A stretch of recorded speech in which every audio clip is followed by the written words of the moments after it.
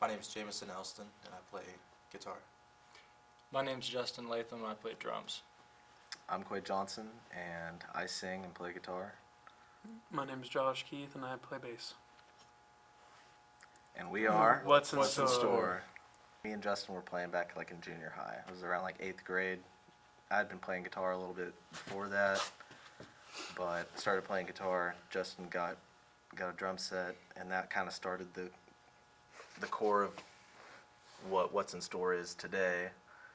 And then, we played through high school, and we had another bassist for a while, Avery Stevens. But we weren't under What's in Store at that time. But eventually found Josh Keith, and he joined our group. Yeah.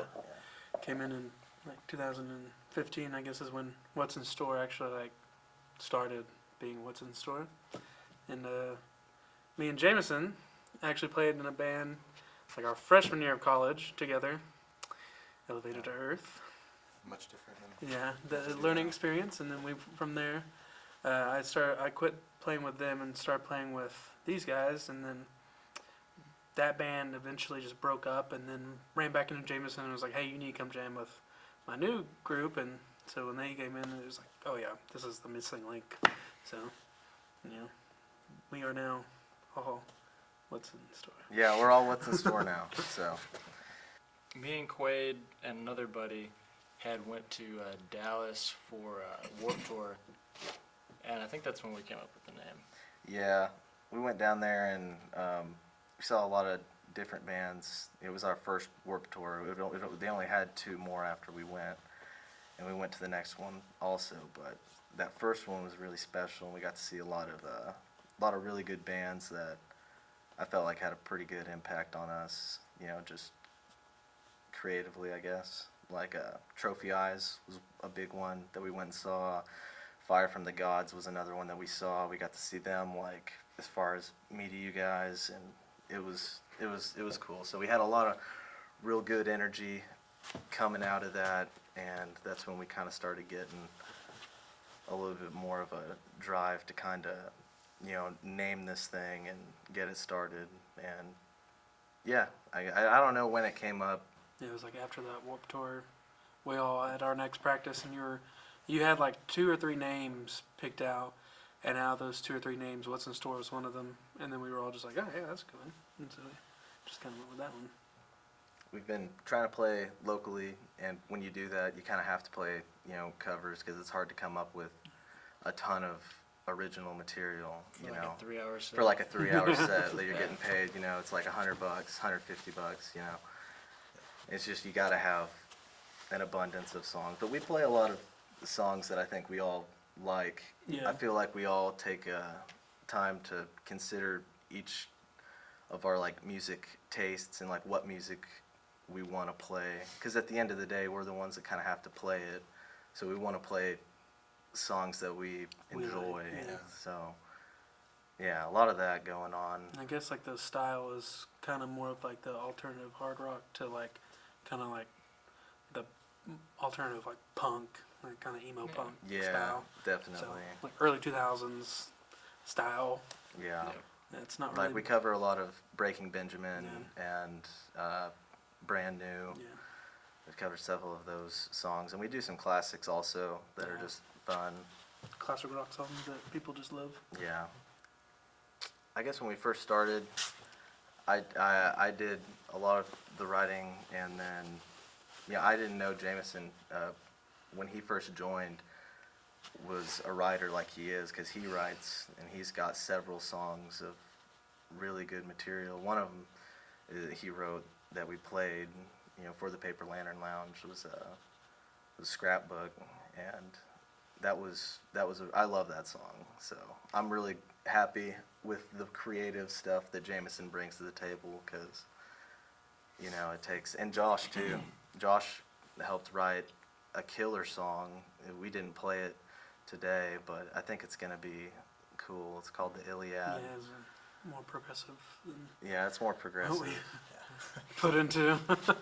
Yeah, but we like doing. I don't think we like to stick to just, I guess, Yeah. one thing. inspiration from all 4 of us is Yeah. what makes Within store. Yeah. Well, And we're all just still like starting out too, so, you know, it's like we need to get just a big Yeah. pool of stuff to choose from, so, and that's nice. and we all have basically the same background, inspiration, but we all differ just slightly from the Mhm. four of us. Yeah. I think that kind of helps. That blend helped, together yeah, into for sure. Our style. I'm inspired more on a heavier, like metal field, like In Flames, Atreyu, a lot of the post-hardcore stuff, and then like Killswitch Engage, Slipknot even, and then like I mean, just not so heavy stuff like Journey. I really like their Journey. I really like their sound. So I'm just kind of. I was introduced to 80s hair metal growing up because that's what my mom listened to a lot. I think that's what really introduced me to just rock in general. But after that, I learned about Jimi Hendrix, and it was kind of backwards, but yeah. Man, I listened to a lot of different types of music, but grew up with listening to a lot of country. It was always playing around the house and in the car, and had a dad that listened to a lot of rock music, and so Rush was an early influence. Grew up a little bit in like 90s alternative rock, and grunge was a huge influence. Nirvana, and then later on I really liked Chevelle, just kind of heavy stuff, but it's simple at the same time. Is stuff I've always kind of liked. When I first, I'm kind of like Justin. I think me and Justin kind of had a similar music history because I listened to like a ton of country. Like I grew up listening to country, and you know, and like Jameson, I started listening to hair metal and stuff, and like that 80s stuff. Whitesnake was like the first introduction to what metal was for me, and that was enough. And I was like, okay. But I guess beyond all that, it's been like I got really into like 90s grunge like Justin, and I really liked Pearl Jam. Pearl Jam was like probably my favorite band. I would probably still consider that my favorite band. And then I started moving into kind of like Brand New. I really liked their sound. I thought they were really different. And then I started appreciating heavier music also, like Slipknot and, you know, Avenged Sevenfold. And still like going back and listening to like folk or like blues or stuff like that. You know, I tend to like most music if it's done well, you know, so.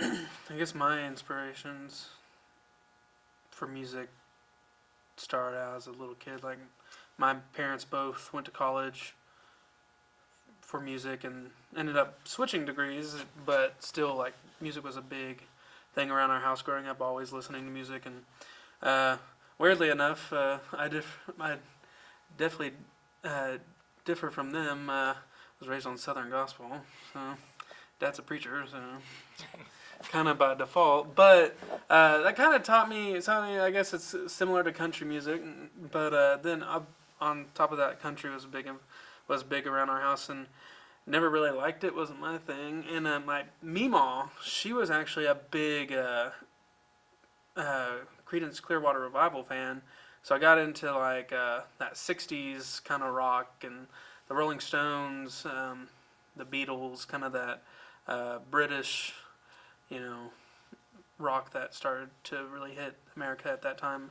I got real into when I was a little kid. I was like, oh, that's so cool. And then when I got into like junior high, you know, heard of Nirvana and it changed my life. I was like, Kurt Cobain speaks to me. And then from there, Breaking Benjamin is my love. Benjamin Burnley is my man crush. Always will be. Named my son after him. So. True story. Yeah. True story. So, True story. and then Blink-182, out of all things, like I am also like a diehard Blink-182 fan. All through high school, it's all I ever listened to. These guys probably remember me from high school just being the crazy Blink dude. Yeah. Blink-182 all day, every day. But I guess that kind of helps also too on my writing style because I go from like this pop punk to this like hard rock, and it's like all over the place. But yeah, so that's it. Yeah, they can find us on Facebook and Instagram at What's in Store OK. We're actually recording right now for our EP that we planning on trying to release sometime in 2020. So that's where all of our main focus and energy is going. But when we do get a next gig, check out our Facebook and Instagram pages. We always post on there Yeah. for our next shows to come up. We're What's in Store. Thanks for watching Behind the Lanterns.